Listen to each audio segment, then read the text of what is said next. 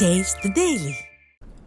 திமுக மத்தியில் ஆட்சி அதிகாரத்தில் இருந்தபோது கச்சத்தீவை ஏன் மீட்கவில்லை என்று அதிமுக பொதுச் செயலாளர் எடப்பாடி கே பழனிசாமி கேள்வி எழுப்பியுள்ளார்.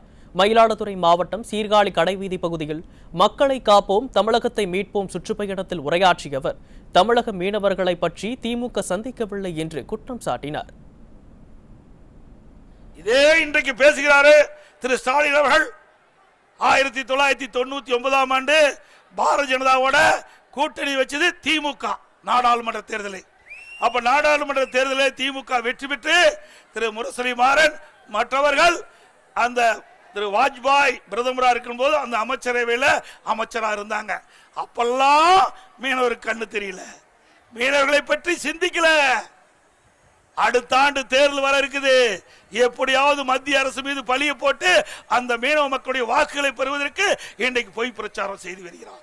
அப்ப 5 ஆண்டு காலம் 1999 இருந்து 10 ஆண்டு காலம் காங்கிரஸ் ஆட்சியில் இருந்தீங்க, பாரதிய ஜனதா ஆட்சியிலும் இருந்தீங்க.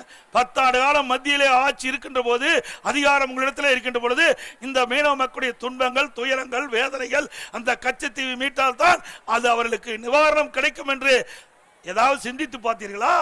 உண்மையிலேயே மக்கள் மீது, மீனவர்கள் மீது அக்கறை இருந்தால் அப்பொழுது உங்களுக்கு ஆட்சி அதிகாரம் இருக்கின்ற பொழுது மத்திய அரசிடமிருந்து பெற்று மீனவர்களை காப்பாற்றிருக்கலாம், கச்சத்தீவை மீட்டிருக்கலாம். அதெல்லாம் கிடையாது. குடும்பத்துக்கு ஆட்சி அதிகாரம் வேணும். அந்த காலகட்டத்துக்கு தகுந்த மாதிரி ஸ்டாலின் பேசுவார். மீனவ மக்களே எச்சரிக்கையாக இருங்கள்.